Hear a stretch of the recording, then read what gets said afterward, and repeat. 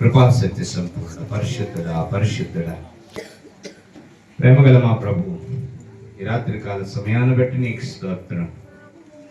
జపమాల పూజిత మాసంలో మమ్మల్ందరినీ కూడా ఎంతో వారి వీధిలో సమావేశపరిచారు. నీకు స్తోత్రం. దేవాని యాచకులమైన మేము ఈ బిడ్డలతో కలిసి ప్రార్థిస్తూ ఉన్నాం, ఈ బిడ్డలను దీవిస్తూ ఉన్నాం. ఈ పవిత్ర సమయాన్ని బట్టి నీకు వేలాది వందనాలు, కోట్లాది స్తోత్రాలు. దేవా, అయోగ్యులం, అల్పులం, అపాత్ములం ప్రభు, నీ సన్నిధిలో నిలిచేటట్టు కూడా మాకు అయినప్పటికీ కూడా నువ్వు చేసుకున్న ఎన్నికను బట్టి ఈరోజు ఈ నీ బిడ్డలకు వాక్యాన్ని అందించమని నీ గురువు, నీ యాచకుడు భాను ద్వారా, దేవా ఫాదర్ భాను ద్వారా నన్ను ఇక్కడికి తీసుకుని వచ్చినందుకు నీకు స్తోత్రం. ఈ అవకాశంలో బట్టి నీకు స్తోత్రం. పరిశుద్ధుడా, ఈ పరిశుద్ధమైన వాక్కును నా నోట పెట్టండి. నా అంగుళమును పవిత్రపరచండి, నా హృదయమును పవిత్రపరచండి, నా నాలుకను మండించండి తండ్రి. పరిశుద్ధుడా, ఈ వాక్యం ఫలించాలి. ఈ వాక్యంతో ఈ బిడ్డ హృదయాలు కాల్చబడాలి తండ్రి. పరిశుద్ధుడా, దేవా, ఇక్కడున్న బిడ్డల హృదయాలను శుద్ధి చేయండి. ఇదిగో ప్రభు, ఈ వాక్యంతో ఈ బిడ్డల హృదయాలు ప్రజ్వరిల్లాలి. దేవా నా ప్రభు, పైనుండి మీకు అనుగ్రహించబడి నేనే తప్ప దీనిని మరి మీరు గ్రహింపజాలరు అన్నారు. నిజమే ప్రభు, పైనుండి మీరు శక్తిని ఇవ్వనదే మేమేది గ్రహింపజాలి. నా ప్రభు, మీ లీలలు, మీ ప్రణాళికలు, మీ ఆలోచనలు అన్ని అర్థం చేసుకుంటూ మాకు పరిశుద్ధాత్మ శక్తిని ఇవ్వండి. మా హృదయాలను మండించండి.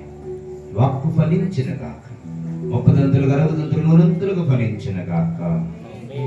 ఈ చిన్న ప్రార్థన నజరేయుడైన యేసు ఘనమైన నామమున అడిగి వేడుకొనుచున్నాము తండ్రి. అందరూ కూర్చోండి.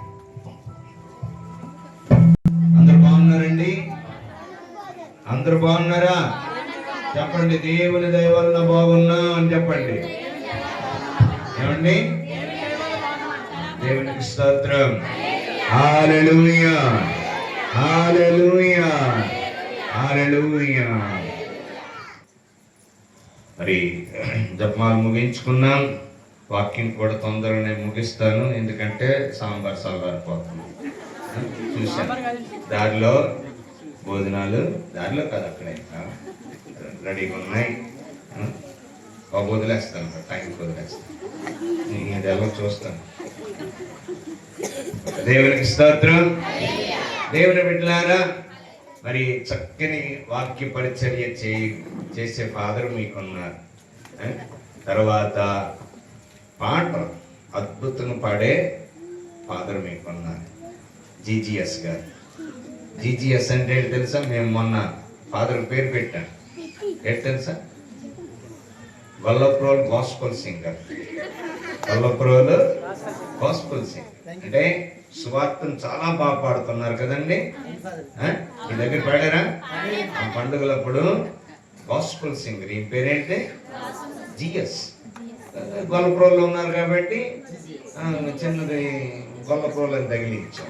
వల్లప్రోల్ గాస్పల్ సింగర్, జీజీఎస్ అని పిలుస్తారు. ఇంకా దేవునికి స్తోత్రం. హల్లెలూయా. సో ఫాదర్ గారిని ఈ సంవత్సరం మీకు చక్కగా నేను ఆల్రెడీ నా దగ్గరికి కూటానికి పిలిచాను. మా ప్రజలు కూడా అద్భుతంగా చక్కని వాక్కు అందించారు ఫాదర్ గారు అని అభినందిస్తూనే ఉన్నారు ఇప్పటికీ కూడా. సో ఫాదర్ గారిని బట్టి దేవునికి స్తోత్రాలు చెప్తూ గట్టిగా చప్పట్లు కొట్టండి. అలానే మరి నాతో కూడి వచ్చినటువంటి మోసెస్ ఉపదేశ్ మాస్టర్ గారికి కూడా మనం ఆహ్వానం పలుకుదాం. గట్టిగా చప్పట్లు కొట్టండి. నిజంగా చాలా అద్భుతంగా పాటలు పాడుతున్నారండి, చాలా అద్భుతంగా. తర్వాత వాయిద్యకారులకు వీళ్ళకి గట్టిగా చప్పట్లు కొట్టండి. దేవునికి స్తోత్రం. హల్లెలూయా, హల్లెలూయా. ఫాదర్ నన్ను పిలిచినప్పుడు ఏంటి వాక్యం అని అడిగాను. ఏం వాక్యం? జపమాల గురించి చెప్పండి, జపమాల ఆయుధం అని చెప్పండి. మరి ఈరోజు వాక్కు ముందు మీకు ఒక ప్రశ్న. అక్టోబర్ నెలలోనే జపమాలు చెప్పిన వాళ్ళు చేతులు ఎత్తండి. అక్టోబర్ నెలలోనే లేదు, వీధిలో ప్రార్థన ఎట్టినప్పుడు మాత్రమే జపమాలు చెప్పిన వాళ్ళు కూడా ఉన్నారు. ఈరోజు చెప్తే మళ్ళీ రేపు నుంచి ఎగ్గొడేస్తారు. మళ్ళీ ఏదో ఒక వీధిలో నెట్టినప్పుడు జపమాలు తీసేస్తారు. తర్వాత సాంబార్ అన్నం తిని వెళ్ళిపోయిన తర్వాత మళ్ళీ జపమాల మళ్ళీ సాంబార్ అన్నానికే చేస్తారు బయటికి. దేవునికి స్తోత్రం. హల్లెలూయా. తర్వాత ఈ జపమాల నెలంతా చెప్పిన వాళ్ళు ఉంటారు. కష్టాలు వచ్చినప్పుడు జపమాలు చెప్పిన వాళ్ళు ఉంటారు. ఎవరో నూటికొకరు సంవత్సరం అంతా చెప్పిన వాళ్ళు ఉంటారు. ఇప్పుడు నాకు కావాల్సింది సాంబార్ టైంలో జపమాలు చెప్పిన వాళ్ళు చేతులు ఎత్తండి. ఇక నేను ఎత్తాను కదా. తర్వాత ఈ జపమాల నెలంతా చెప్పిన వాళ్ళు చేతులు ఎత్తండి. వీళ్ళు నిజాయితీ, వీళ్ళకి ప్రైజులు ఇవ్వండి. నిజాయితీ చేతులు ఎత్తండి. ఇక కష్టాలు వచ్చినప్పుడు మాత్రమే జపమాలు చెప్పిన వాళ్ళు చేతులు ఎత్తండి. అందరూ అలాంటి వాళ్ళే. మనకి వినాయక చవితికి పెద్ద తేడా ఉండదు.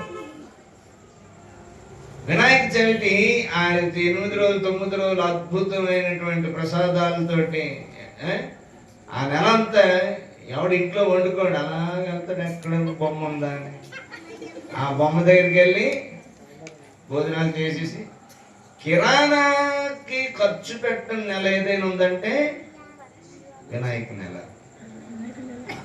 వెళ్ళిపోవడమే, బొమ్మ ఎక్కడ ఉందో అక్కడ భోజనాలు. అలాగే ఆర్సిఎం సంఘస్థులకి వినాయకుడి నెలలాగా జపమాల నెల ఒకటి ఉంది. 30 రోజులు 30 ఇళ్లలో ప్రార్థన ఎడితే ఆ నెల కిరాణా డబ్బులు మిగిలిపోయినట్టే. దేవునికి స్తోత్రం.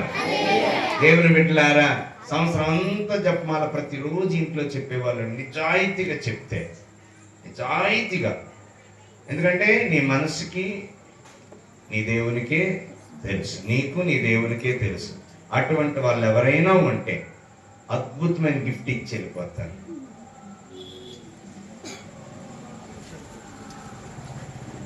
ఎవ్వరు ఎత్తలేదు. నా డబ్బులు నాకు మిగిలాయి. ఏం పేరమ్మా? ఏమండి? సునీత. ఇంకెవరు? నిజంగా చెప్తానమ్మా.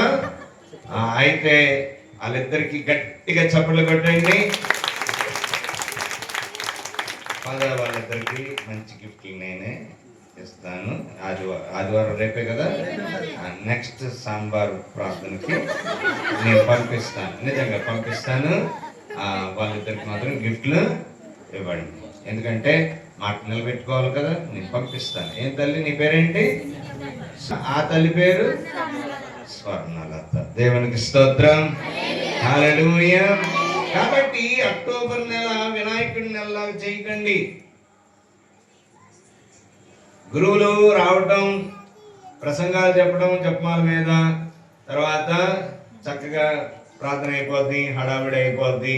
ఆ తల్లికి ఒక 4 దండలు చూసారా. వినాయకుడిని ఏం చేస్తారు? నెలంతా ఇది చేసి తర్వాత ఎక్కడ మొన్న మీ గొల్లప్రోల దగ్గరే నేను కారులో వస్తుంటే వర్షం పడ్డది. ఆ వర్షానికి రోడ్డు మీద వదిలి వెళ్ళిపోయారు నీళ్ళలో. ఎక్కడ దీన్ని ఆ వినాయకుడు రోడ్డు మీద ఉన్నాడు ఇలా పడుకొని. ఇది భక్తి అనుకో. అలానే మనం కూడా నెలంతా చెప్పి తర్వాత మరియమ్మ గారిని డిక్కీలోకి తోసేస్తాం. అలా చేయకూడదు. ఓకే, దేవునికి స్తోత్రం. హల్లెలూయా. ఇప్పుడు వాక్యంలోకి వెళ్దాం. జపమాల ఆయుధం. జపమాల ఆయుధం. దానికి ముందు వాక్కు చదువుతాం. పట్నం చదువుకుందాం. తీసుకోండి. సమూయేలు గ్రంథం 17వ అధ్యాయం 40వ వచనం నుండి. ఓకే, ఇక్కడ వరకు చాలు. మొదటి సమూయేలు గ్రంథము 17వ అధ్యాయం 40వ వచనం నుండి 47వ వచనం వరకు. దావీదు గొలియాతు. దావీదు తన కర్ర చేత పట్టుకొనెను, ఏటి ఒడ్డు నుండి 5 నున్నని రాళ్ళు ఏరుకొని సంచిలో వేసుకొనెను, ఒడిసెలు తీసుకొని ఫిలిస్తీని వైపునకు పోయెను. ఫిలిస్తీనును తన బంటు డాలు మోయిచు ముందు నడవగా మెల్లమెల్లగా అడుగులిడుచు దావీదును సమీపించెను. అతడు దావీదును చిన్న చూపు చూచెను. దావీదు బాలుడు, బంగారం వంటి వడలతో సుందరమైన ఆకృతి గలవాడు. ఫిలిస్తీయుడు దావీదుతో కర్రనెత్తుకొని, నా మీదకు వచ్చుటకు నేను కుక్కలనుకుంటివా ఏమి అనెను. తన దేవరల పేరెత్తి దావీదును శపించెను. ఇటు రమ్మని నీ కండలు కోసి ఆకాశ పక్షులకు అడవి మృగములకు ఆహారము గావించదును అని పలికెను. దావీదు, నీవు కత్తి, ఈటె, బాకు గైకొని నా మీదకు వచ్చితివి, కానీ నేను సైన్యములకు అధిపతి అయిన యావే పేర నేడు నీవు నిందించిన ఇశ్రాయేలు సైన్యముల దేవుని పేర నీ మీదకి వచ్చి తిని, నేడు యావే నిన్ను నా చేతికి చిక్కించును. నేను నిన్ను నిలువున కూల్చి నీ తల తెగవేసేదను. నీ శవమును, ఫిలిస్తీన్ల శవములను ఆకాశ పక్షులకు, వన్య మృగములకు మేతగా వేసేదను. అప్పుడు గాని ఇశ్రాయేలీలలో ఒక దేవుడు ఉన్నాడని ఎల్లరూ తెలుసుకోజాలరు. ఇట గుమ్ముగూడి ఉన్న ఈ దండులన్నీ యావే కత్తి బల్లెము వల్ల విజయం ప్రసాదించువాడు కాడని గుర్తించును. ఈ యుద్ధము యావేది, అతడు తప్పక నిన్ను నా చేతికి అప్పగించును అని బదులు పలికెను. ఇది ప్రభువాక్కు. దేవునికి స్తోత్రం. హల్లెలూయా, హల్లెలూయా. ఆయుధాలు 4 రకాలు. ఎన్ని రకాలు? వాస్తవానికి 4గింటిలో 2 రకాలు. ఆ 4గింటిని 2 భాగాలు చేస్తే ప్రాణం తీసే ఆయుధాలు, ప్రాణం పోసే ఆయుధాలు. ఏంటండి? ప్రాణం తీసే ఆయుధాలు, ప్రాణం పోసే ఆయుధాలు. ఏంటి ప్రాణం తీసే ఆయుధాలు, ప్రాణం పోసే ఆయుధాలు? ప్రాణం తీసే ఆయుధాలు 2, ప్రాణం పోసే ఆయుధాలు 2. ఎన్ని? ప్రాణం తీసే ఆయుధాలు ఎన్ని? 2. ప్రాణం పోసే ఆయుధాలు 2. ప్రాణం తీసే ఆయుధాలు ఏంటంటే కత్తి, కర్ర. ఏంటండి? తుపాకీ, ఏదైనా కత్తి, కర్రను మామూలుగా ఒక 2 అనుకుందాం. దేవుని బిడ్డలారా, కత్తి, కర్ర పట్టి రక్తపాతం చేయకూడదు. రక్తపాతంతో విజయం సాధించలేము. రక్తపాతం, కత్తిని ఎత్తువాడు కత్తితోనే మరణించు, కత్తిని ఎత్తువాడు కత్తితోనే నశించు. ఇది వాస్తవం. ఏ ఇంటైతే రక్తపాతం చేస్తారో వాళ్ళు ఎప్పటికైనా రక్తపాతంతోనే మళ్ళా ఆ ఫ్యామిలీ నాశనం అయిపోతుంది. పేతురు ఏం చేశాడంటే, యేసు ప్రభువును పట్టుకోవడానికి ఈ బండ్రోతులు వీళ్ళందరూ కూడా, ప్రధాన అర్చకులు వీళ్ళందరూ కలిసి వచ్చినప్పుడు పేతురు ఏం చేశాడంటే, వరలో ఉన్న కత్తిని బయటికి తీసి మాల్కూస్ అనేటువంటి సైనికుని యొక్క చెవిని తెగ నరికాడు. అప్పుడు ప్రభు అంటాడు, పేతురు, కత్తిని వరలో పెట్టు. కత్తిని ఎత్తువాడు కత్తితోనే నశిస్తాడు. ఇది మన ఆయుధం కాదు. నేను నా తండ్రిని ప్రార్థిస్తే పరలోక దళాలను పంపిస్తాడు. నా తరపున పోరాడే సైన్యం నాకుంది. కానీ కత్తితో విజయం కాదు, కత్తితో విజయం కాదు. ఇగో ఇప్పుడు చదివినటువంటి వాక్యం ఎంత చక్కని వాక్యం ఉందో చూడండి. ఏమనుంది? ఇక్కడ గుమ్ముకూడి ఉన్న ఈ దండులన్నీ యావే కత్తి బల్లెముల వలన విజయం ప్రసాదించువాడు కాడని.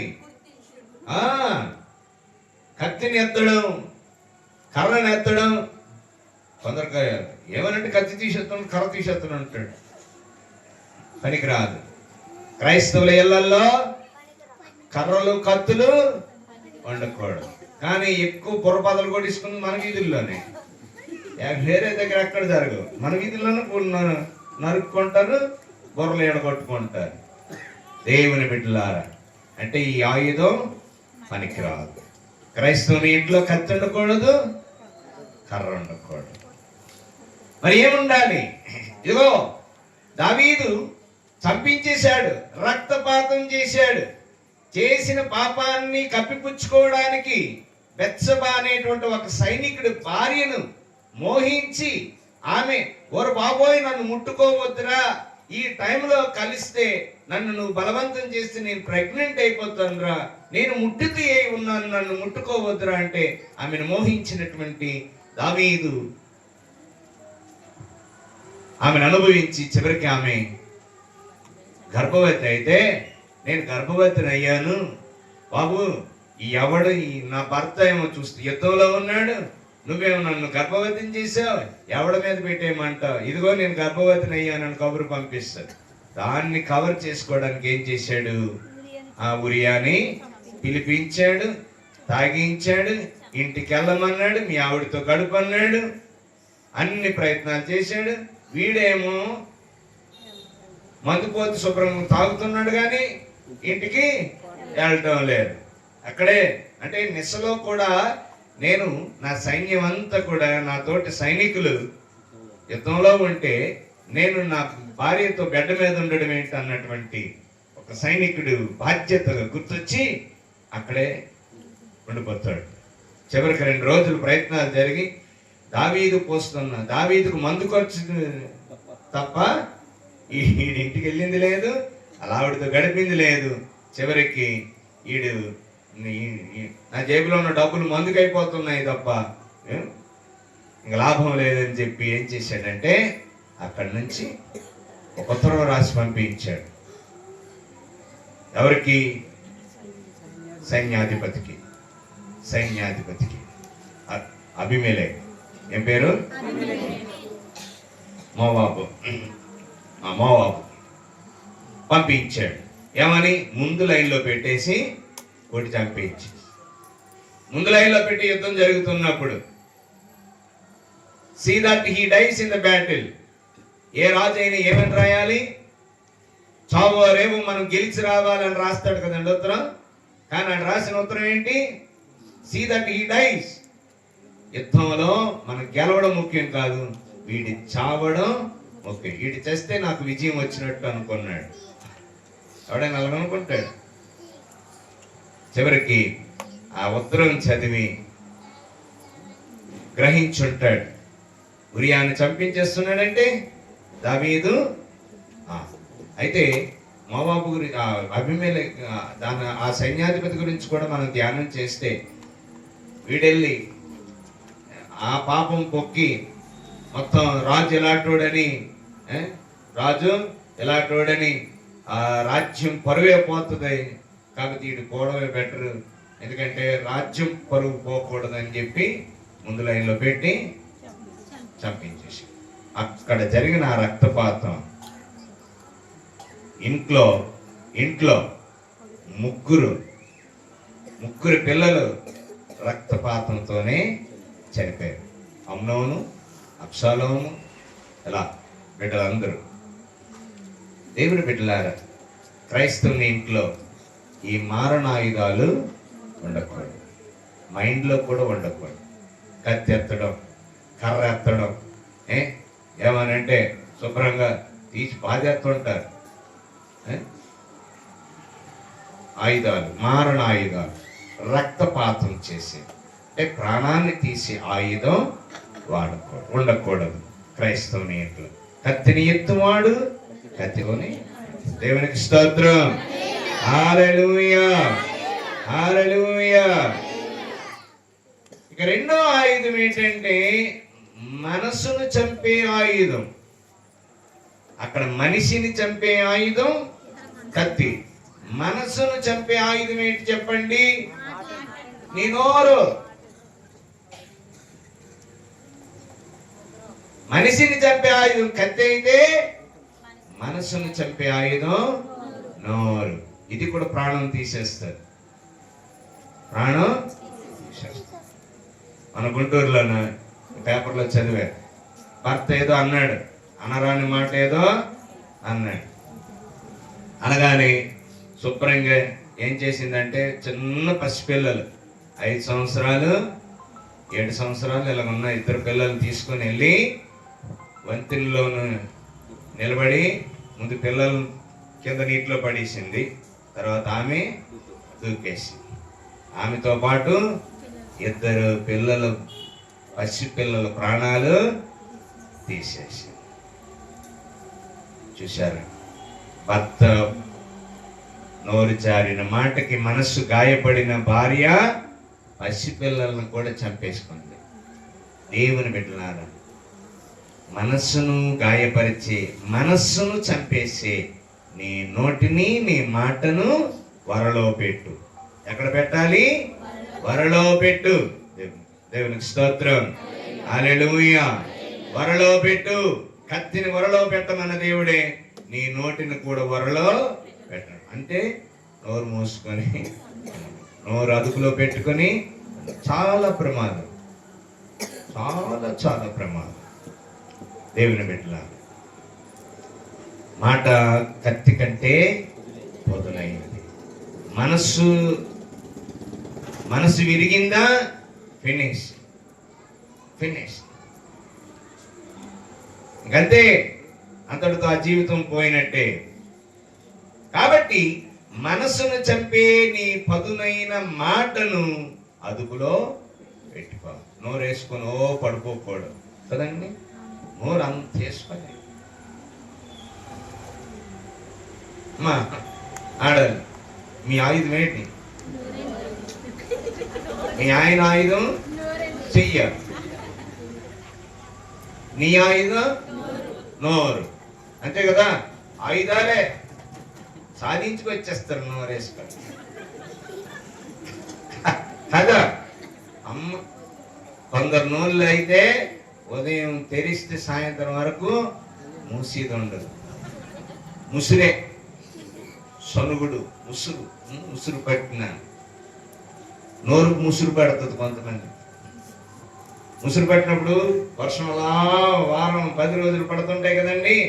అలానే కొందరు ఆడవాళ్ళు నోరు ముసురు పడుతుంది. ముసురు పట్టింది అనుకోండి, ఉదయం నుంచి సాయంత్రం వరకు ఎవరినో తిట్టుకుని ఉంటారు, ఎవరినో చదువుకొని ఉంటారు కదా. ఆయుధం. దసరా రోజు భర్త ఇంత ప్లేట్లో దూపం వేసుకొని వెళ్ళి ఆవిడకి వేస్తుండట ఇలాగా.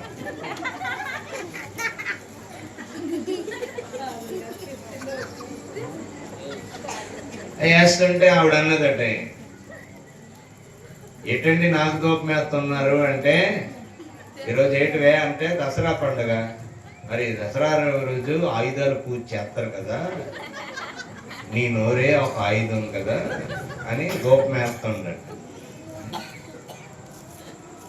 కదమ్మా. ఈ ఆయుధం నాలుక లేదు, నీ మాట, పరుషమైన మాట, పదునైన మాట ఉంది కదా. నోరని పడుకోకండి. అర్థమైందా? ఎంత ప్రమాదం అంటే మనిషిని దూరం చేస్తుంది. మనసు గాయపడిందా? నేను వాక్యం చెప్పాను యెఫ్తా గురించి. తీసుకోండి, న్యాయాధిపతుల గ్రంథం తీసుకోండి. దేవునికి స్తోత్రం. న్యాయాధిపతుల గ్రంథం తీసుకోండి, 11వ అధ్యాయం 1వ వచనం నుండి. యెఫ్తా మహాశూరుడు. ఏమండి?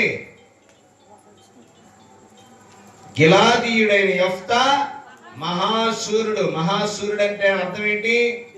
మంచి ఎత్తు, కండబలం, ఛాతి బలం, చూస్తే 6 అడుగుల ఆజాను, వాడు చూస్తేనే భయం వేస్తుంది అన్నట్టుగా అంత మహాబలశాలి, మహాశూరుడు. ఎంతమందినైనా ఎదుర్కోగలిగినటువంటి శారీరక శక్తి ఉన్నవాడు, పుష్టిగా ఉన్నవాడు, కండ బలం ఉన్నవాడు, పిక్క బలం ఉన్నవాడు, ఛాతి బలం ఉన్నవాడు, అంత బలశాలి గిలాదీయుడైన యెఫ్తా. చదవండి ఇప్పుడు అది. అతడు గిలాదునకు వేశ్య వలన పుట్టినవాడు. ఏమండి, గిలాదు అనేవాడికి వేశ్య నుండి ఈ యెఫ్తా పుట్టాడు. అంటే వేశ్యకు పుట్టినవాడు యెఫ్తా, గిలాదు కాదు, యెఫ్తా.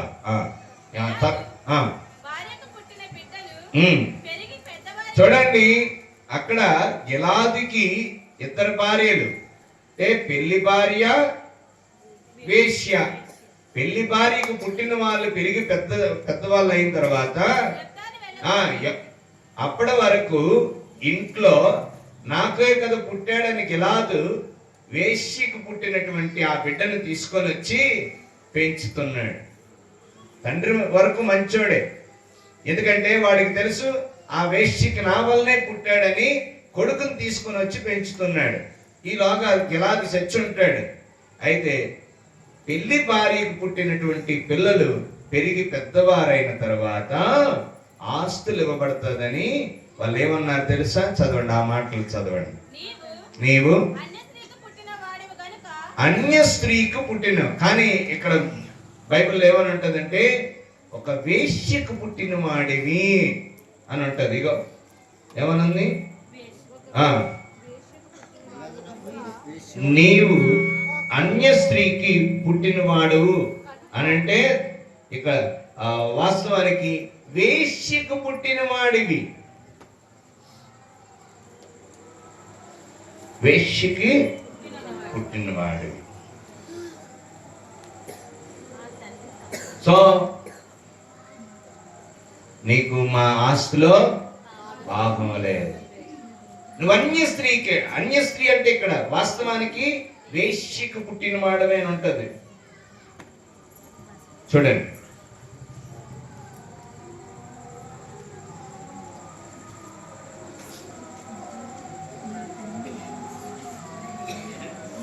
దేవునికి స్తోత్రం. హల్లెలూయా, హల్లెలూయా. వేశ్యకు పుట్టిన వాడిని అని ఎంత మాట అన్నారు చూసారా? నువ్వు వేశ్యకు పుట్టావు. మొదట్లోనే ఉంటది ఇగోటి, అతడు గిలాదునకు వేశ్య వలన పుట్టినవాడు. అంటే నువ్వు వేశ్యకు పుట్టావురా అని అంటారు చూసారా? మన గొడవలు అయినప్పుడు ఒరే అంచి కొడుకు అనుకునే లాలోన ఉంది, అందుకే అంచి కొడుకు అన్నాడు. డైరెక్ట్గా ఆ మాట అనకుండా మళ్ళీ ఫాదర్ బూతులు మాట్లాడే అనకుండా అన్నట్టుగా అనేసాను, కానీ అంచని వాడే. అంతే కదా? నువ్వు వేశ్యకు పుట్టావురా అని అర్థం ఏంటి? పదార్థానికి పుట్టావురా అని ఎంత మాట అన్నారు చూశారా? దాంతో ఎంత బలశాలి ఏమయ్యాడు? ఒక్కసారిగా నీరు కారిపోయాడు.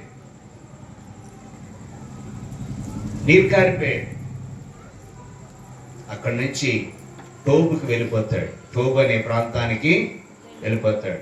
అయితే ఇక్కడ మనం ఉండడం శ్రేయస్కరం కాదు. ఇక రోజు నాకు చావే, నన్ను చుట్టుపొట్టు మాటలతో చంపేస్తాడు. అంటే నన్ను మానసికంగా చంపేస్తాడు. దేవుని బిడ్డలారా, ఈ ఆయుధం మొదటి ఆయుధం కంటే ప్రమాదకరమైనది, చాలా చాలా ప్రమాదకరమైనది. ఓ నోరుందని పారేసుకోకండి. ఏం మాట్లాడాలా తెలుసుకో. మనం మాట్లాడవలసిన మాటలు, మాట్లాడకూడని మాటలు ఉంటాయి. అర్థమైందా? చెడు మాటకి వాడు వీడని లేదు. ఒక డిగ్రీ కాలేజ్ ప్రొఫెసర్, వాళ్ళ ఆవిడ కూడా టీచరే. ఆవిడ ఎక్కువ వాళ్ళ ఇంటి దగ్గర అమ్మ ఇంటికి వెళ్ళిపోతుందని నేను అన్నాడు, నోరు జారేసాడు. ఏమని? అక్కడ ఎవడన్నాడని వెళ్ళిపోతున్నావు అన్నాడు. అంతే. 6 నెలలు రాలేదు తెలుసా? నేను వెళ్ళి సెటిల్ చేసి తీసుకొచ్చాను. నిజం. గత విచారంలో నేను వెళ్ళి, మీరు నమ్మండి, అంటే పెట్రోల్ ఖర్చులు ఆయన ఇచ్చాడులేండి. వెళ్ళి కూర్చొని మళ్ళీ ఎన్ని అబద్ధాలు ఆడాను. ఏంటి అబద్ధాలు? వాళ్ళని కలపడానికి. అమ్మ గుడికి వస్తున్నాడు, నీ గురించి చెప్తున్నాడు. నువ్వెంత మంచిదనవో చెప్తున్నాడు. ఇవి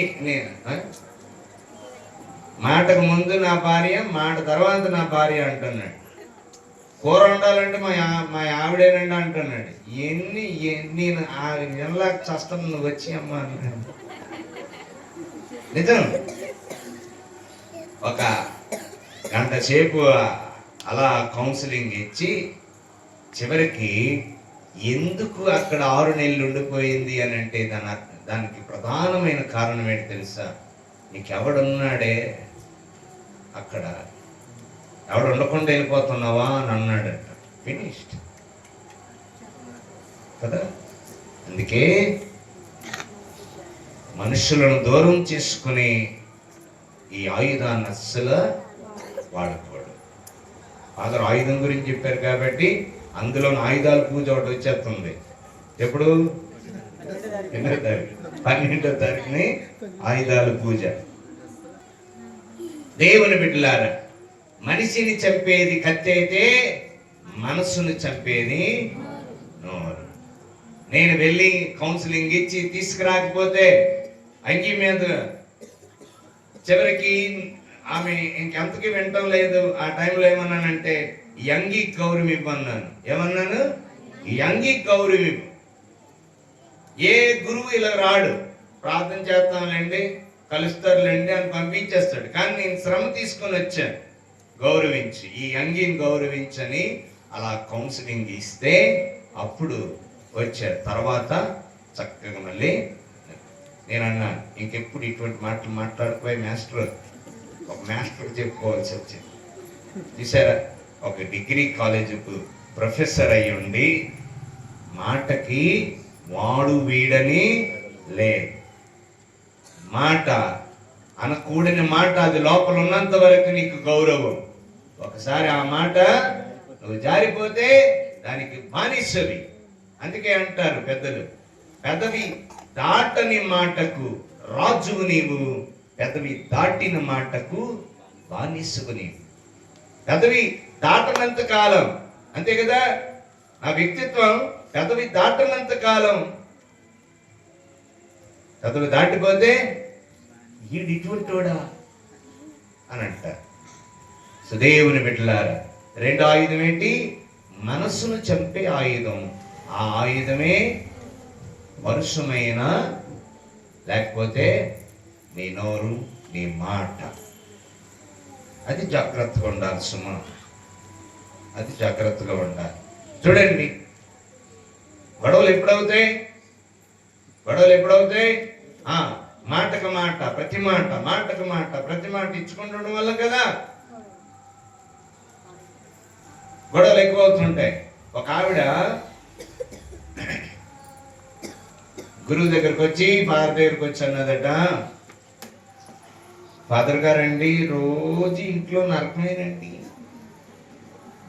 మా ఆయన తాగి వస్తుండు, కొడుతున్నాడు, పిల్లలు కొట్టేస్తాడు, తిడతాడు, అది నరకం.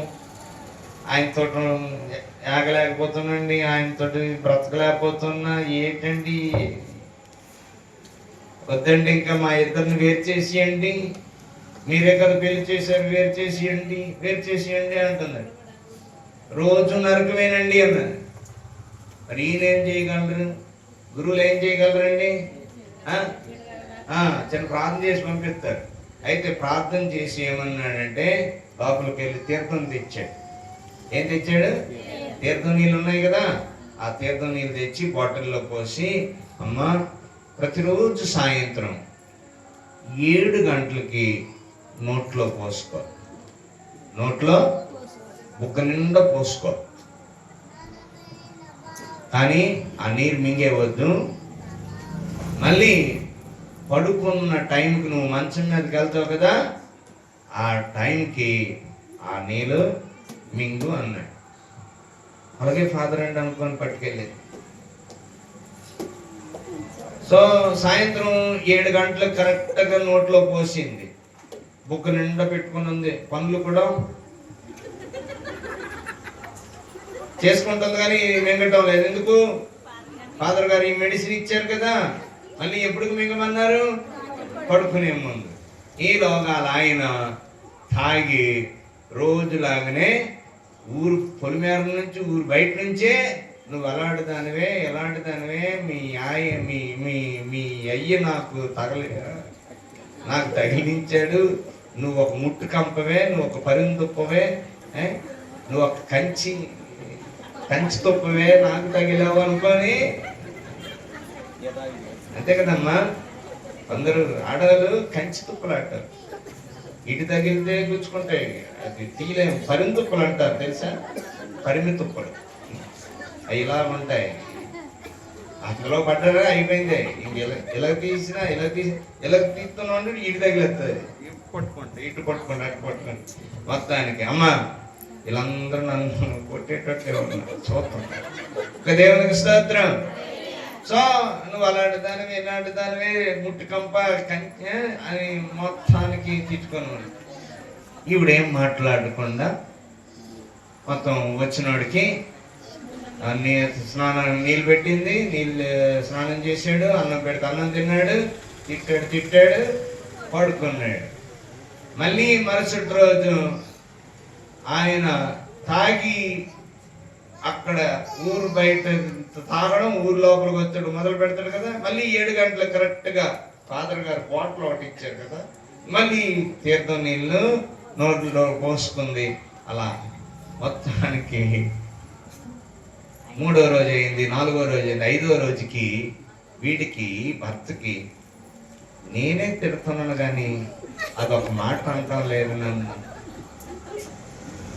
6వ రోజు అనుకున్నాడు, నేను తిట్టినది తిట్టడం లేదు, దాని దగ్గర నేను వ్యధమైపోతున్నట్టుకున్నాను, నేను దాని దగ్గర వ్యధమైపోతున్నాను. 7వ రోజుకి నేనే నా తిట్టడం అదేమందా అని. 8వ రోజుకి మా ఆవిడ ఎంత మంచిది, నేను ఎన్ని తిట్టినా ఎంత పడుతుంది. 10వ రోజుకి మా ఆవిడ దేవత, నేనే పిశాచిలాగా దీన్ని వేపుకు తింటున్నా, చిచ్చి ఎంత మంచిదాన్ని నేను బాధ పెడుతున్నాను ఇన్ని రోజులు, ఎంత పాపం చేశాను, ఇటువంటి దేవత నాకు దొరకడం ఎంత అదృష్టవంతుడిని అని 12వ రోజుకి మందు మానేశాడు. ప్రశాంతంగా ఇల్లు ఉంది.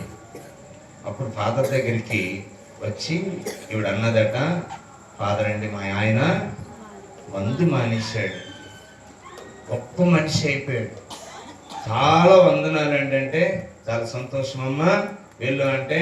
అయితే ఒక్క డౌట్ అండి, ఏం చేశారండి మా ఆయన అలా మానేశాడు అని. సీక్రెట్ ఏంటండి అని అంటే, సీక్రెట్ ఏం లేదు, నువ్వు నోరు మూసుకొని ఉండేదాన్ని, సాయంత్రం అయితే నీ నోరు మూత పడ్డది కదా, అందుకే వాడి నోరు కూడా మూతపడ్డది, చివరికి మందుకు మూతపడ్డది. అంతే కదండి, మాటకు మాట ప్రతి మాట, అది పెద్ద గొడవ వచ్చారు. సో అందుకే మనం ముఖ్యంగా మన క్రైస్తవ వీధుల్లోన గొడవలు, నోరు పారేసుకుంటారు. మనమన్నీ ఒక ఫ్యాక్ట్ లాగా దగ్గర ఉంటాం కాబట్టి ఈ గొడవ ఆ గొడవలు విపరీతంగా. క్రైస్తవుల నోరు పవిత్రంగా ఉండాలి, అనకూడని మాటలు మాట్లాడకూడదు. సో మనస్సును గాయపరిచే ఆయుధం నోరు, దాన్ని అదుపులో పెట్టుకో. సో కాబట్టి నీ నోట్లోకి చెడు మాట వచ్చిందా, త్వరలో నెట్టు, లేకపోతే వరలోనే అక్కడ కత్తిని వరలో పెట్టు, మాట త్వరలో నెట్టు. ఇది త్వర కాదండి, ఈ త్వరలోనే ఉంచు, ఈ త్వరలోనే ఉంచు. అప్పుడెప్పుడు వచ్చినప్పుడు నువ్వు అల్లుడి నీ మొగడల్లుడి గురించి చెప్పాను, ఉంటాయి లోపల, కానీ బయటికి మాత్రం హల్లెలూయా, కడుపు నిండా బూతులే కానీ హల్లెలూయా.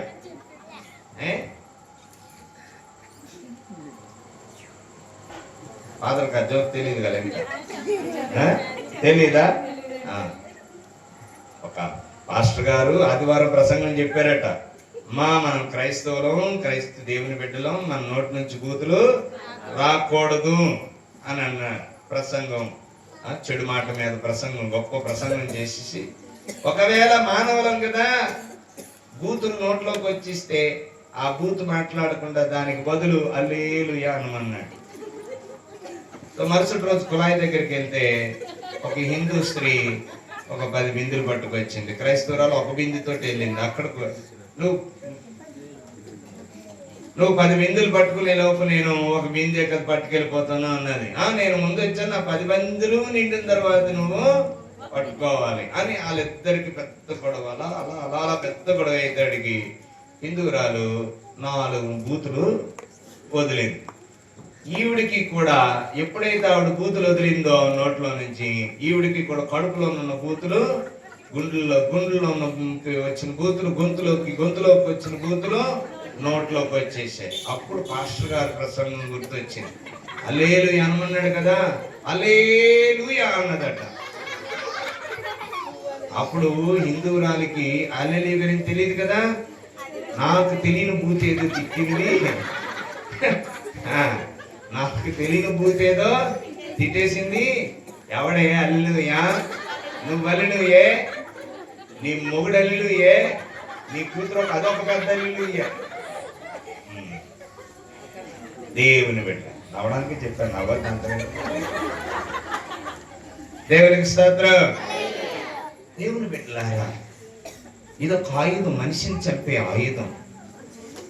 పరుషమైన పదజాలం, చెడు మాట మనిషిని మానసికంగా చంపేస్తుంది.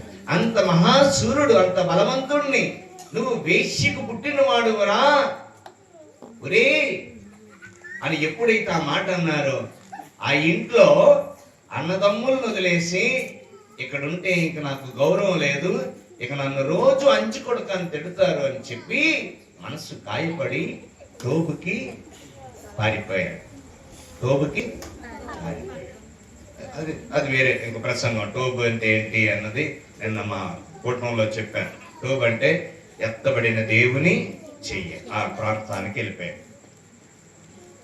దేవుని బిడ్డలారా, అమ్మా నోరుందని ఎప్పుడు కూడా నోరు మళ్ళీ అలా బూతులు మాట్లాడేసి, బూతులే ఇచ్చేసుకొని, బూతులు మాట్లాడి, మనసు విరగొట్టే మాటలు మాట్లాడి, అనుగ్రహీత మరియు మాత, ఎంత పాపో మరి మాత ఎప్పుడు బూతు, మనమల్ని అనుగ్రహీత ఆ మాట, చెడు మాట ఉండకూడదు. రెండో ఆయుధం ఏంటి? ఫస్ట్ ఆయుధం ఏంటి? మనిషిని చంపే ఆయుధాలు ఏంటి? కత్తి. మనసును చంపే ఆయుధం ఏంటి? దేవునికి స్తోత్రం, హల్లెలూయా. ఇప్పుడు మనిషికి ప్రాణం పోసే ఆయుధాలు 2. మనిషికి ప్రాణం పోసే ఆయుధాలు 2 ఏంటి అంటే దేవుని వాక్కు. దేవుని వాక్కు. ఈ వాక్కు మనిషి, చచ్చిపోతున్న మనిషిని కూడా బ్రతికిస్తారు. హెజ్కేలు గ్రంథంలో మనం చదువుతాం, ఎండిన ఎముకలను జీవముతో లేపాడు. ఆ హెజ్కేలు ఎండిన ఎముకలకు ప్రవచనములు పలకగా, దేవుని వాక్కు వినిపించగా,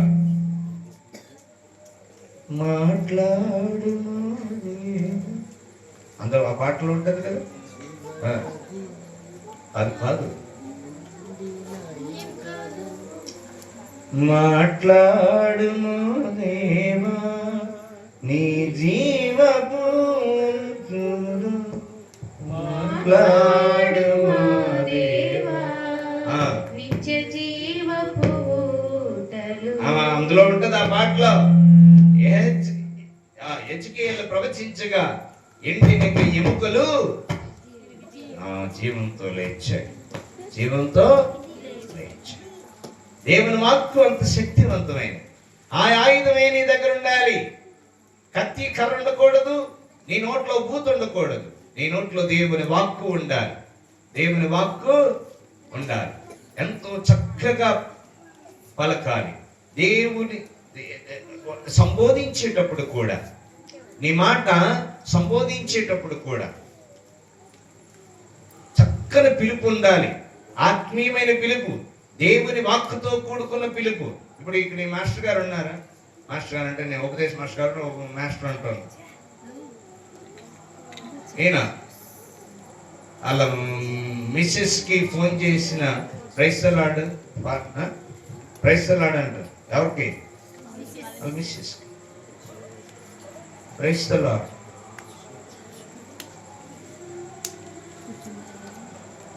ఎంత మంచి పిలుపు. అది మీరు ఫోన్ చేస్తే ఏమే ఏం చేస్తున్నా? తేడా ఉందా కదండి?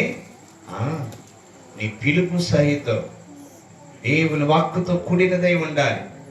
వాస్తవానికి ఆది కాండంలో ఒక సన్నివేశం మీకు చెప్తాను. ఏమమ్మా సాంబార్ చల్లారిపోతుందో? ఓకే, దేవునికి స్తోత్రం. ఒక 10 నిమిషాలు చెప్పొచ్చా? ఓకే. ఈసాకుకి 2 కొడుకులు, ఏశావు, యాకోబు. యాకోబు ఈసాకుని మోసం చేసిన తర్వాత కట్టుబట్టలతో వెళ్ళిపోయి తన మేనమామ దగ్గరికి వెళ్ళిపోతాడు, లాబాను దగ్గరికి వెళ్ళింది. అక్కడ 14 సంవత్సరాలు ఉడిగం చేసి 7 సంవత్సరాల తర్వాత లేయాని, 14 సంవత్సరాల తర్వాత రాహేల్ని, ఇద్దరికి మళ్ళీ ఆ దాసీలు ఉంటారు కదా, బిల్హా, జల్ఫా, బిల్ఫా ఉంటాయి. అంటే 2 కొంటే 2 ఫ్రీ ఆఫర్ పెట్టించాడు. ఆఫర్ లాభానేమో 1 కొంటే 1 ఫ్రీ అన్నట్టు, లేయాన్ని చేసుకుంటే రాహేలు కూడా ఇస్తాం, కాకపోతే 7 సంవత్సరాలు పనిచేయి అన్నాడు. ఇద్దరిని చేసుకున్న తర్వాత ఆ 2 భార్యలు, మేమిద్దరం కదా, ఇంకొక 2, కాబట్టి మేము, మా నాన్న 1 కొంటే 1 ఫ్రీ ఇచ్చాడు, మేము 2, ఇద్దరికి ఫ్రీ. 1 కొంటే 1 ఫ్రీ అంటే ఆడవాళ్ళు ఆ షాప్కి వెళ్ళిపోతారండి కదా మీరు. సో ఒకసారి భార్య భర్త దగ్గరికి వెళ్ళి అంటుందట, ఏమండి CMR south India shopping mall 1 కొంటే 1 ఫ్రీ ఆఫర్లు ఇట్టాడు, రండి షాపింగ్కి వెళ్దామంటే ఆయన అన్నాడట, మీ నాన్న ఎందుకు ఆ ఆఫర్ ఎట్లేదు అన్నాడట. ఓకే, దేవునికి స్తోత్రం. హల్లెలూయా, హల్లెలూయా. ఓకే, సంపన్నుడై తిరిగి వస్తున్నప్పుడు, మేనమామ దగ్గర నుండి పిల్లలతోటి భార్యలతోటి తిరిగి వస్తున్నప్పుడు తనను కలుసుకోవడానికి అంటే ఎదురుగా తన అన్నయ్య వస్తున్నాడని భయపడతాడు.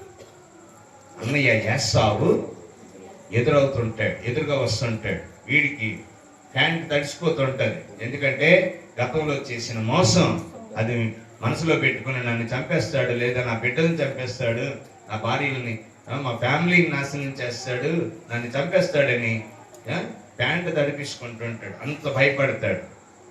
కానీ దూరం నుండి అలా దగ్గరికి వస్తున్నాడు లేదో ఏమని సంబోధిస్తాడు తెలుసా అన్నయ్యని? నా ఏలిన వారా అంటాడు. ఏమంటాడు? నా ఏలిన వారా, నా ఏలిక అని అనగానే ఒక్కసారిగా ఏశావు ఏం చేస్తాడు తెలుసా? తమ్ముడిని గట్టిగా హత్తుకొని కౌగిలించుకొని మెడ మీద ముద్దు పెడతాడు. దేవునికి స్తోత్రం. ఏమంటే గట్టిగా చప్పట్లు కొట్టండి. హల్లెలూయా, హల్లెలూయా. చూసారా? ఏశావులో ఉన్న కోపాన్ని, ఉద్రేకాన్ని ఒక చక్కని పిలుపుతో యాకోబు ఎలా మార్చేశాడు? ఆశీర్వాదకరంగా మార్చేశాడు ఆ బిడ్డని. అప్పుడు అంటాడు యాకోబు, అన్నయ్య నేను సంపన్నుడినే వచ్చాను, ఇగో ఈ కానుకలన్నీ తీసుకొని అంటే, అప్పుడు ఏశావు అంటాడు, వద్దు తమ్ముడు, నన్ను కూడా దేవుడు తర్వాత దీవించాడు, మన బంధం ఇలా కొనసాగాలి. అంత మోసం చేసిన వాడిని అన్న విడిచిపెట్టాడంటే ఎందుకు విడిచిపెట్టాడు? తమ్ముడు పిలిచిన పలకరింపులోన దేవుని వాక్కు ఉంది. సంబోధన. క్రైస్తలాడండి అనండి. నాకే కాదు, ఫాదర్కే కాదు, మీరు కూడా ఒకరికొకరు క్రైస్తలాడు బ్రదరు, క్రైస్తలాడు సిస్టర్, అదండి సోదరా సోదరి అని మాలేసినప్పుడే కాదు, సోదర మాలేసినప్పుడు గొప్ప పిలుపు. అందరినీ సోదర సోదరి, భార్యను కూడా సోదరే, అంత బాగా భక్తి వస్తుంది. తర్వాత నుంచి మళ్ళీ ఆ 40 రోజులు అయిన తర్వాత నుంచి ఏమే పోవే రావే. ఒక మాలేసినోడు అందరినీ సోదర సోదరి అంటుంటాడు. ఆ 40 రోజుల్లో ఒక రోజు ఆ కోడి తప్పిపోయి, కోడి పుంజు తప్పిపోతే సాయంత్రం అయితే కోడి పుంజు రావట్లేదట ఇంటికి. ఈడు ఎతుకుతున్నాడు, ఎవరు? ఈ మాలేసినాడు. అలా ఎతుకుతూ వెళ్ళి, ఏమండి సోదర, మా కోడి పుంజు సోదరుడు కనిపించాడు. అప్పుడు ఆయన అన్నాడట, ఉదయమే మా కోడిపేట సోదరుతో తిరగడం చూసాను. దేవునికి స్తోత్రం, హల్లెలూయా. భక్తి, నీ పిలుపు అన్ని, నీ ప్రవర్తన, నీ పలకరింపు దేవుని వాక్కుతో కూడినదే. దేవుని వాక్కు శక్తివంతమైనది, జీవమునిస్తారు, కృంగిపోయిన వారిని లేవనెత్తుతారు. ఎన్నో జీవితాలు రక్షింపబడ్డాయి. జీవితం అంతమైపోతుంది అన్న వారు ఎంతో మంది సాక్ష్యం ఇచ్చారు. ఒకడు ఉరేసుకుంటున్నాడట. అదే టైంలో ఒక సువార్థికుడు, సువార్త చేసే బోధకుడు ఇంటింటికి రోజు దేవుని వాక్యేస్తాడట. ఉరేసుకోవడానికి ఒకడు రెడీగా ఉన్న సమయంలో ఒక పేపర్ ఇంట్లో పడింది. ఏంటి ఆ పేపర్ పడింది అని చెప్పి మళ్ళీ ఆ తాడు ఇలా తీసి వెళ్ళి అది ఓపెన్ చేసి చూస్తే ఆ సువార్త బోధకుడు ఆ రోజు ఆ ఇంట్లో రోజు అంటే వారానికి ఒకసారి వాక్కు ఇంటింట్లో వేస్తాడు కదా. ఆ రోజు ఆ ఇంట్లో ఏమని పడిందంటే, భయపడకు, నేను నీకు తోడై. వెంటనే ఆ వాక్కు చదివిన తను వెంటనే తాడిప్పి పడేసి, దేవుడు నన్ను లేవనెత్తుతాడు అని. దేవుడు నన్ను, ఆ వ్యక్తి ఎవరు తెలుసా? KFC చికెన్ అధినేత. ఎవరు? KFC తెలుసా? ముసలోడు బొమ్మ ఉంటుంది KFC. దీని మీద ఆయన చేసిన వ్యాపారాలన్నిటిలో యవ్వనస్తుడి నుంచి ఎన్నో వ్యాపారాలు చేసి ఫెయిల్ అయ్యి గోల్డ్ డబ్బు లాస్ అయిపోయి మొత్తం ఆయన ఏ వ్యాపారంలో చేయట్న చివరికి అన్ని ఫెయిల్ అయ్యి ఆ వయసుకు వచ్చిన తర్వాత ఇక నాకు బ్రతుకు లేదు, ఇక చస్తామన్న టైంలో దేవుని వాక్యలా వచ్చేసరికి ఇక ఆఖరి ప్రయత్నంగా నేను ఇంకొకటి చేస్తాను, అది హిట్ అయితే హిట్ అయింది, లేకపోతే నా జీవితం ముగిసిపోతుంది అని చెప్పి వెంటనే KFC చికెన్ అనేది కొంత తయారు చేసి అందరికి పంపిస్తే అది హిట్ అయ్యి సూపర్ డూపర్ హిట్ అయ్యి చివరికి మన భారతదేశంలో కూడా వచ్చేసింది. చూసారా? ఇప్పుడు ఆ పేరు పెట్టుకొని DFC చికెను, KFC అలా పోయి DFC, PFC, ఫ్రైడ్ చికెన్ ఏదో ఉంది, డెక్కన్ ఫ్రైడ్ చికెన్, ఏవో ఉన్నాయి అని. వాస్తవానికి KFC చికెన్ ఆ రోజు ఆయన బ్రతికించింది, లేవనెత్తింది దేవుని వాక్కు. ఈ ఆయుధం నీ ఇంట్లో ఉండాలి. ఈ ఆయుధం నీ ఇంట్లో ఉండాలి. ఎంతమంది ఇళ్లలో బైబిల్ ఉన్నాయి? చేతులు ఎత్తండి. బైబిల్ ఉన్నాయా? ఉన్నాయా? ఉన్నాయి. అక్కడ ఆ బైబిల్లోన కరెంట్ బిల్లు పెట్టుకొని ఆ పాల బిల్లులు, ఎందుకంటే ఎవరు ముట్టుకోరు కదా, అవి ఉంటాయి. మన RCM బైబిల్ ఇంకా అందులో ఎంత పెద్దది, ఆధార్ కార్డులు చూడండి. రేషన్ కార్డులు ఇవన్నీ భద్రంగా ఉంటాయి. ఎందుకంటే ఎవరు ముట్టుకోరు. దేవునికి స్తోత్రం. ఆడవాళ్ళు కూడా డబ్బులు అందులోనే దాస్తారు, ఎందుకంటే అలా ఆయన అసలు ముట్టుకోడు. దేవునికి స్తోత్రం. హల్లెలూయా. ప్రాణాన్ని ఇచ్చే ఆయుధం ఏది? ప్రాణం పోసే ఆయుధం దేవుని వాక్యం. ఇప్పుడు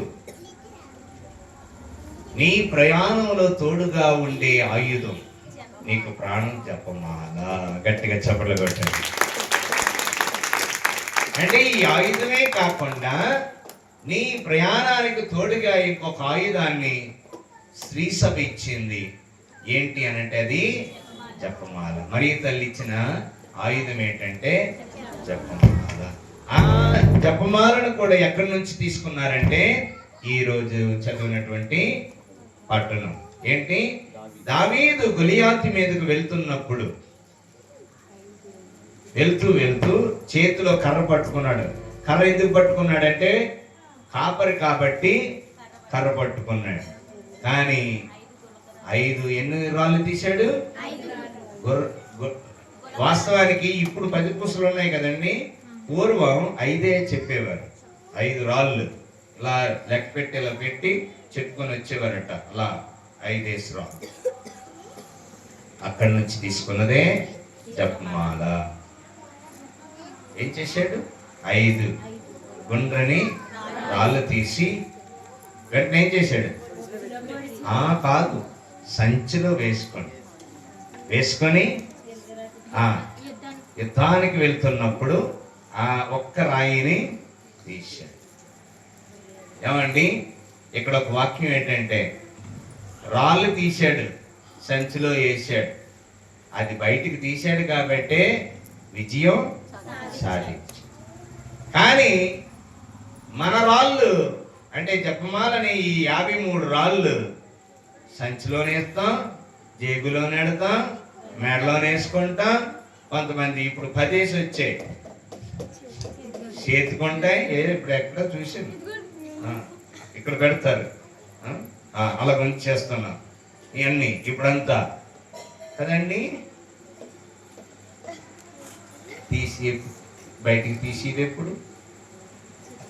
దావీదు 5 రాళ్ళలో ఒకటి బయటికి తీయడం వల్ల విజయం సాధించాడు కదా.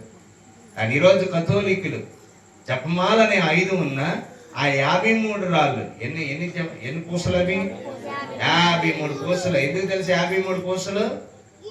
53 దెయ్యాలు ఉన్నాయట. ఎన్ని దెయ్యాలు? 53 రకాల దెయ్యాలు ఉన్నాయి. కామం అనే దెయ్యం, క్రోధం అనే దెయ్యం, ద్వేషం అనే దెయ్యం, అసూయ అనే దెయ్యం, తిండిపోతే అనే దెయ్యం, సోమరిపోతే అనే దెయ్యం, ఆంబోతే అనే దెయ్యం, ఇంకా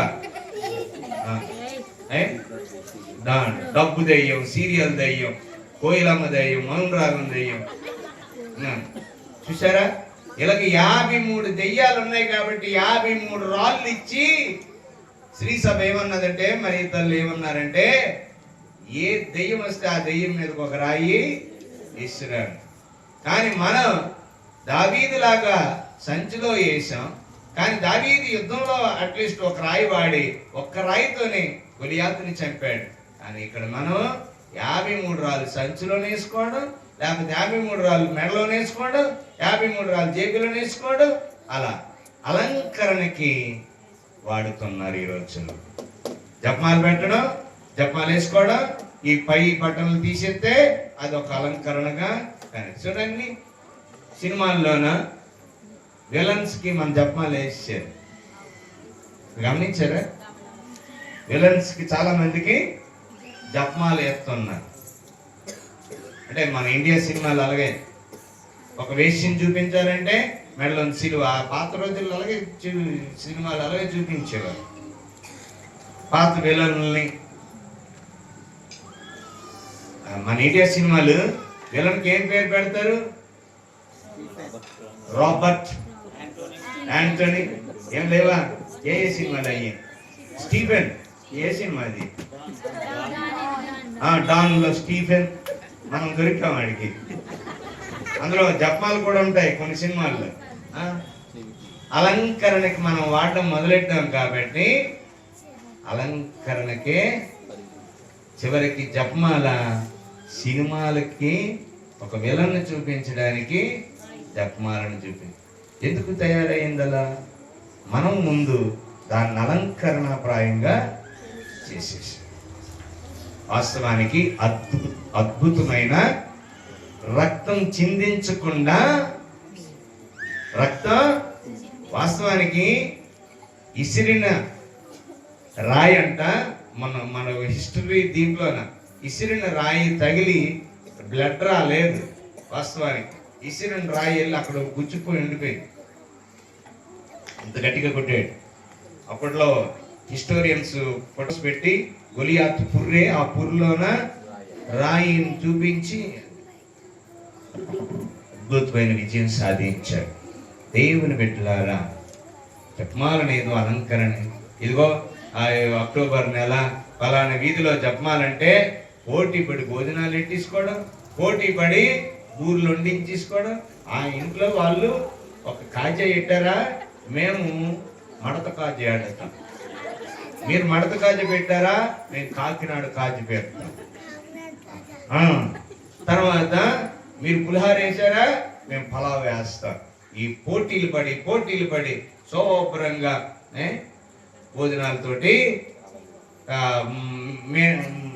అక్టోబర్ నెల అయిపోద్ది. తర్వాత వినాయకుడి బొమ్మని తీసుకెళ్ళి చేసినట్టు తర్వాత జపమాల నెల ఆ జపం చెప్పి ఆమెను తీసుకొని వెళ్ళి నువ్వు మిద్ది మీద ఉండమ్మా, మళ్ళీ మనం ఎప్పుడు కలుసుకుందాం, 2025 అక్టోబర్ కలుసుకుందాం. జై హింద్, సెల్యూట్, జై హింద్, ఫినిష్, అయిపోయింది. వాడకూడని ఆయుధాలు వాడుతూ వాడవలసిన ఆయుధాలు లోపల పెడుతున్నా. వాడకూడని ఆయుధాలు ఏంటి?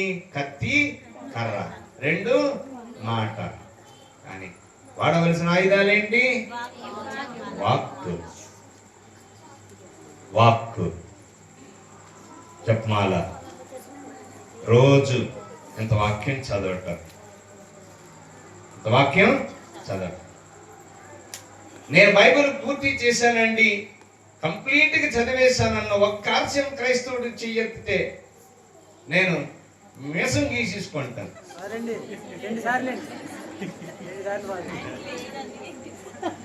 రేపు గీసేస్తాను. అయితే ఇలా అవుతుందంటే బోర్డు మూతేసుకొని ఇంకేం గీసేస్తారన్న, బోర్డు మూతేసుకొని ఇంకన్నా మొత్తం బైబిల్ అంతా చదివిన వాళ్ళు ఎవరు? వెరీ గుడ్ తల్లి, నీకు గిఫ్ట్ అది పంపించాలి. ప్రకాష్, తర్వాత శాంతమ్మ, ఇద్దరు భార్య భర్తలా. అయితే నువ్వు చదివితే ఆవిడ విని ఉంటది. అయితే అలాగే చేసుకోండి, ఖాతాల చదవాలి. నువ్వు కూడా చదివావమ్మా? జపమాల చెప్తావు. 2 ఆయుధాలు బాగా వాడే కుటుంబం ఉంది, సంతోషం. అందరూ ఈ 2 ఆయుధాలు వాడాలండి. లేకపోతే ఎందుకు బైబిల్?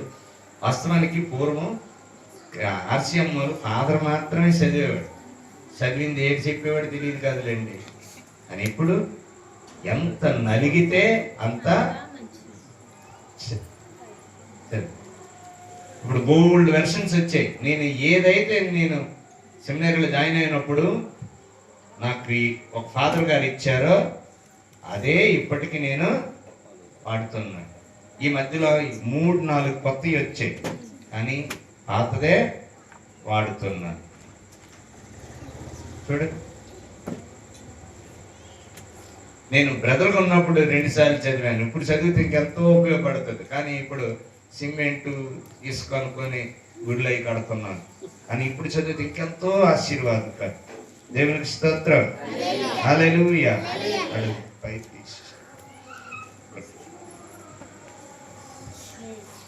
దేవుని బిడ్డలారా, ఈ 2 ఆయుధాలు వాడండి. వాడితే విజయం మనదే. జపమాల 53 పూసలు, 53 దెయ్యాలు, 53 పిశాచులు ఉన్నాయి. మనం ఇప్పుడు చెప్పాం కదా, ఈ దెయ్యాలన్నీ కూడా ఏ దెయ్యాలు? కోయిలమ్మ, ఎందుకండి పనికి మాలిన serial, most idiotic rascal nonsense useless ఏదైనా ప్రోగ్రామ్ ఉందా ఈ భూమి మీద అంటే అది సీరియల్. పాయిజన్ పెట్టేస్తే ఆ టైంలో ఎంత వాక్యం చదువుకోవడం, ఎంత జపమాలు చెప్పుకోవటం, అందులోన వాడు ఇంకొక ఆవిడతో తిరుగుతున్నాడు అన్నది చూసి మీ ఆయన తిరిగేస్తుండని అనుమానం మొదలెట్టాడు. అందులో అత్త కోడలు మీద విష ప్రయోగాలు చేస్తుంటే మా అత్త నా మీద పెడుతుందేమో విష ప్రయోగం. ఎందుకు వచ్చినాయి? సో 53 దెయ్యాలు పారద్రోలు. వాస్తవం ఏంటంటే ఇంట్లోన ఎవరికి వాళ్ళే దెయ్యాల్లా బతుకుతున్నారు. ఇంకేం రాళ్ళు చెప్తారు మీరు కదండి. భర్తే భార్యకి దయ్యం అయిపోయాడు, భార్య భర్తకి దయ్యం, అత్త కోడలకు దయ్యం, కోడలు అత్తకు దయ్యం. నువ్వే దయ్యం అయితే నువ్వింకేం దెయ్యం మీదకి రాళ్ళు విసురుతావు?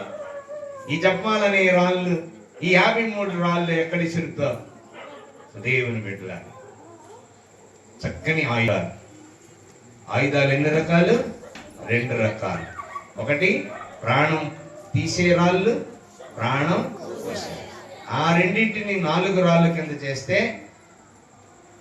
రక్తం చిందించే ఆయుధం, మనస్సును చంపే ఆయుధం, తర్వాత బ్రతికించే ఆయుధం, ప్రయాణంలో తోడుగా ఉండే ఆయుధం. చక్కగా ఈ బ్రతికించే ప్రాణం పోసే ఈ 2 ఆయుధాలను పట్టుకొని మన ప్రయాణం సాగుతూ ఉండాలి. ఒక చేతిలో బైబిల్, ఇంకొక చేతిలో జపమాల, 2 పట్టుకొని ప్రయాణం చేస్తే విజయం విజయం. ఇప్పుడు ఇక మేము వచ్చేసాం. అదే ఈ నెల నుంచి ప్రతిరోజు జపమాలు చెప్తామండి మా ఇంట్లో అన్నోళ్ళు చేతులు ఎత్తండి. ప్రతిరోజు మేము చెప్తామండి మా ఇంట్లో జపమాలు అన్నోళ్ళు చేతులు ఎత్తండి. అమ్మ గంట సేపు వాక్యం చెప్పానమ్మా, చేతులు మొహమాటానికే ఎత్తండి తల్లి. చూసారా? సాంబార్ పోయికండి, పంపించేయండి, చేతులు ఎత్తండి. ఒక నిర్ణయం తీసుకోవాలి. ఇగో ఇందాక మాస్టర్ గారు నేను వచ్చినప్పుడు మనం మన బాధ్యతకు మన వాక్యం చెప్తూ ఉంటాం, వాళ్ళ బాధ్యతకు వింటూ ఉంటారు, బాధ్యతకు వదిలేస్తూ ఉంటారు. మన బాధ్యత చూసారా? అయితే దేవుని వాక్కు పాడుతున్నాం. దేవుని వాక్కు వచ్చినప్పుడు రోడ్డు మీద ప్రతి ఆలయంలోని భజనలు బడబడ అయితే వాళ్ళు వాయిస్తారు. ఎవడు కొడుకు వాడు పక్కన బజ్జీలు తిన్నాడు ఒకడు. అలానే క్రైస్తవులు పాస్టర్ల ప్రసంగాలు చెప్తారు, ఫాదర్ల ప్రసంగాలు చెప్తారు. మన బ్రతుకు మందే అన్నట్టుగా కూడా ప్రతి వాక్కు ఫలించాలి. ఈరోజు ఈ వాక్కు విన్న తర్వాత ఒక్క ఫ్యామిలీ అయినా సంవత్సరం అంతా జపమాలు చెప్తే ఈరోజు వాక్కు ఫలించినట్టే. ఈరోజు వాక్కు ఫలించి. ఇప్పుడు చెప్పండి, ఒక నిర్ణయం తీసుకోవాలి. కళ్ళు మూసుకోండి. కళ్ళు మూసుకొని లేదు ఇంకా నేను జపమాలు చెప్తాను ఈ సంవత్సరం అంతా అనుకుని కళ్ళు మూసుకొని ఆలోచన చేసి ఇప్పుడు చేతులు ఎత్తండి. ఇప్పుడు చేతులు ఎత్తండి. జపమాలు చెప్తామండి ఆపకుండాని. ప్రతిరోజు తల్లి సంతోషం, మంచి నిర్ణయం తీసుకున్నావమ్మా. ఏం పేరు? మేరీ. ఏ మేరీ? కంటిపల్లి మేరీ. ఎందుకంటే అందరూ మేరీలే, అందరి పేర్లు మేరీలే ఉంటాయి. ఆ కంటిపల్లి మేరీ చేతులు ఎత్తి నేను ఆపకుండా జపమాలు చెప్తానండి, ప్రతిరోజు చెప్తానన్నది. మరి గట్టిగా చప్పట్లు కొట్టండి. ఓకే, దేవునికి స్తోత్రం. హల్లెలూయా, హల్లెలూయా. సో ఇంతటి బలమైన వాక్కుతో మన జీవితాలు బలపడును గాక. చిన్న ప్రార్థన చేసుకుందాం. మాస్టారు చిన్న ప్రార్థన చేస్తారు. అందరూ తల్ల వంచి కళ్ళు మూసుకున్నట్టయితే ప్రార్థన చేద్దాం. బలమైన వాక్యం ద్వారా దేవుడు మనతో మాట్లాడాడు. నిజమే, ఆఫ్టర్ సెల్ ఫోనే మనం మాట్లాడితే పక్కన వారికి వినపడుతూ ఉంది, ఎక్కడో అమెరికాలో ఉన్న వాళ్ళకి. మన ప్రార్థన దేవుడు వింటాడు, మనం ప్రార్థన దేవుడు తప్పకుండా వింటాడు. కనుక దేవుడు మనకిచ్చిన గొప్ప ఆయుధం ప్రార్థనే. కనుక తల్లి మరియమ్మ ప్రార్థన ద్వారా ఈరోజు ఇంత ధనురాలైంది. దేవుడు నా ఆత్మ ప్రభువుని స్తుతిస్తుందని చెప్పింది. నా ఆత్మ ప్రభువుని గణపరుస్తుందని ఆమె నిత్యము ఈరోజు ప్రపంచానికే ఒక యేసయ్యకే గొప్ప తల్లిగా మన మధ్యన ఆమె జీవించింది కనుక మనందరం ప్రార్థన ఏకీవిందాం. మహోన్నతుడు, మహాగణుడు, పరిశుద్ధుడ, ప్రేమగల తండ్రి, మీ పరిశుద్ధ నామాన్ని బట్టి వందనాలు, స్తోత్రాలు. నాయన, ఈ అక్టోబర్ నెలలో ఈ మా జీవితాల్లో సంవత్సరంలో 12 నెలలు ఉండగా నాయన, ఈ నెల మాత్రమే తల్లి అయినటువంటి శ్రీ సభకు ప్రార్థన నెలగా ప్రతి ఒక్కరి ఇంటిలో, ప్రతి ఒక్కరి వీధిలో, ప్రతి ఒక్క కుటుంబంలో నాయన ప్రార్థన అనే దాన్ని మరి పురుకొల్పడానికి ఈ విధంగా మీరు ఏర్పాటు చేసిన విధానాన్ని బట్టి వందనాలు, స్తోత్రాలు ప్రభా. నాయన, ఇక్కడ ఉన్నటువంటి ఫాదర్ గారు ఎంతో ప్రయాసతో నాయన భారంతో ఈ యొక్క కూడికను ఏర్పాటు చేశారు. అలాగనే కాకినాడ నుంచి ఫాదర్ గారిని కూడా మా మధ్యకి తోడుకొని వచ్చారు ప్రభా. బలమైన వాక్యం ద్వారా నాయన నీ వాక్యాన్ని బిడ్డలకు అందించారు ప్రభా. నిజమే ప్రభా, మా జీవితాల్లో ఎన్నోసార్లు ప్రభా అనేక మందిని మా మాట ద్వారా నాయన పోగొట్టుకుంటున్నాం. కుటుంబంలో భార్య మొదలుకొని, బిడ్డలు మొదలుకొని, ఎంతో మంది స్నేహితులు మొదలుకొని ఈ మాట ద్వారా మా జీవితాల్లో మేము శూన్యం అయిపోతున్నాం, ఒంటరి వారం అయిపోతున్నాం. కానీ ఈ రోజు నుంచి నాయన మా మాట ద్వారా అనేక మంది జీవితాలు కట్టడానికి సహాయం చేయని ప్రభా, అనేక మంది జీవితాలు వెలిగించడానికి సహాయం చేయని ప్రభా. మాటే బ్రతికిస్తుందని సెలవిస్తున్నావు నాయన. ఈ మాట మమ్మల్ని బ్రతికిస్తుందని నీ వాక్యం ద్వారా సెలవిస్తున్నావు ప్రభా. నాయన, విన్న వాక్యాన్ని హృదయంలో పదిలిపరుచుకొని దాని ద్వారా జీవించడానికి సహాయం చేయమని ప్రార్థన చేస్తున్నాం. ఇక్కడ ఉన్న బిడ్డలు ఎంతో చిన్న బిడ్డలు మొదలుకొని, యవనస్తులు మొదలుకొని, తల్లులు మొదలుకొని, తండ్రులు మొదలుకొని చివరి దాకా ఎంతో మంది నాయన వారు ఎంతో ప్రయాసతో, ఆసక్తితో ఇక్కడ కూర్చున్నారు ప్రభా. ప్రతి ఒక్కరి జీవితంలో ఎన్నో సమస్యలు ఉన్నాయి ప్రభా. కానాపల్లి ద్రాక్షపల్లిలో ఆ యొక్క ద్రాక్షారసం అయిపోయినట్టుగా మా జీవితాల్లో ఎన్నో సమస్యలు వెళుతున్నాయి ప్రభా. అనారోగ్య సమస్యలు ఉన్నాయి, ఆర్థిక సమస్యలు ఉన్నాయి, కుటుంబ సమస్యలు ఉన్నాయి, బిడ్డల సమస్యలు ఉన్నాయి, ఉద్యోగ సమస్యలు ఉన్నాయి. ఎన్నెన్నో సమస్యలతో మేము సతమతం అయిపోతూ ఉన్నాం ప్రభా. కానీ అక్కడ వాక్యం సెలవిస్తుంది, ఆయన చెప్పినట్లు చేయమని సెలవిస్తుంది. ఆయన ఆ కారు బాణాల నిండా వారి నీటి నింపినప్పుడు అక్కడ అద్భుతమైన ద్రాక్షారసాన్ని తయారు చేస్తాం. దాన్ని ఈ వాక్యమైన బిడ్డల జీవితాల్లో దాని వెలుగు నింపండి. వారి కుటుంబాల్లో ఉన్న ప్రతి సమస్యను తీసివేయమని ప్రార్థన చేస్తున్నాం. వినే చెవి, గ్రహించే హృదయం, లోబడే జీవితాన్ని మాకు దయచేయమని ఈ కొల్లప్రోల్లో సంఘం బలమైన సాక్షులుగా, బలమైనటువంటి నీ బిడ్డలుగా ఎక్కడికి వెళ్ళినా నీ కొరకు బలంగా జీవించడానికి సహాయం చేయమని ఇక్కడ సంఘ ఉపదేశం దీవించండి నాయన. ఇక్కడ సంఘ పెద్దలను దీవించండి నాయన. ఇక్కడ యూత్ వారిని దీవించండి. వచ్చిన ప్రతి ఒక్క కుటుంబాన్ని దీవించమని సమస్తం నీ చేతులకు అప్పగించుకుంటూ యేసయ్య నామమున అడిగి పొందుకొనుచున్నాము తండ్రి, amen. Praise the lord, praise the lord. ప్రియమైనటువంటి సహోదరి సహోదరులారా, నేను ఇందాక ముందుగా చెప్పిన విధంగా తక్కువ సమయంలో యాక్చువల్గా అయితే 8వ తారీఖున మన వీధిలో ఈ జపమాల మహోత్సవాన్ని కొనియాడాలి. ఒక కారణం చేత ఇది ముందుకి ఈరోజు మనం జరుపుకుంటూ ఉన్నాం. ఫాదర్ గారిని నేను అడిగిన వెంటనే నేను వస్తాను అని నిన్న మొన్న 2 రోజులు ఎక్కడో కోటాలకు వెళ్ళి ఆయన గొంతుకు కొంచెం అలసట వచ్చినప్పటికీ, నేనంతా బాగోకపోయినప్పటికీ ఈరోజు మన మధ్యకు వచ్చి ఎంతో ఉత్సాహంతో, ఎంతో అందరినీ నవ్విస్తూ, ముఖ్యంగా దేవుని యొక్క వాక్యం మనందరికీ అర్థమయ్యే రీతిలో చెప్పేటువంటి గురువులు దొరకటం మనకి చాలా అరుదు. డొమినిక్ ఫాదర్ గారు, నేను మన విశాఖపట్నం అగ్రపీఠానికి వచ్చిన తర్వాత మొట్టమొదటిగా నాకు పరిచయమైనటువంటి గురువు డొమినిక్ సావే గారు. ఆయన అంటే నాకు చాలా అభిమానం. ఎందుకంటే మీరు చూశారు, ఆయన ఎప్పుడు ప్రసంగాలు చెప్పినా ఆయన ఇష్టపడినటువంటి వారు ఎవరు ఉండరు. They simply fall in love with him. మీరందరూ పడిపోయారా? ప్రసంగానికి మంచి వాక్యం ఇచ్చినటువంటి నా ఆప్తిమిత్రుడు రెవరెండ్ ఫాదర్ డొమినిక్ సావియో గారిని మీ అందరి తరపున, ముఖ్యంగా మన అంతోని వారి వీధిలో ఉన్నటువంటి ప్రతి ఒక్కరి కుటుంబం తరపున పేరు పేరున ఆయనకి నా హృదయపూర్వక కృతజ్ఞతలు తెలుపుతున్నాను.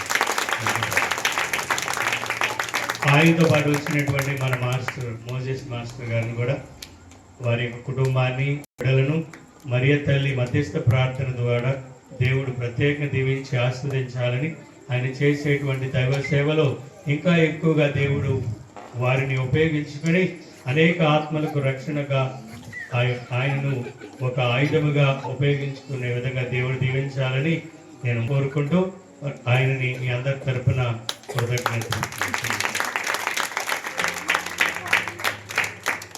ఈరోజు ఇంతటి చక్కటి వాతావరణం, ఇంతటి మహోన్నతమైనటువంటి ఈ పండగ వాతావరణం నేను మొట్టమొదటిగా చూస్తున్నాను. అందరు చెప్పారు అక్టోబర్ మాసం వస్తే అన్ని ప్రవీధులలో చక్కగా ఘనంగా చేసుకుంటారు అని.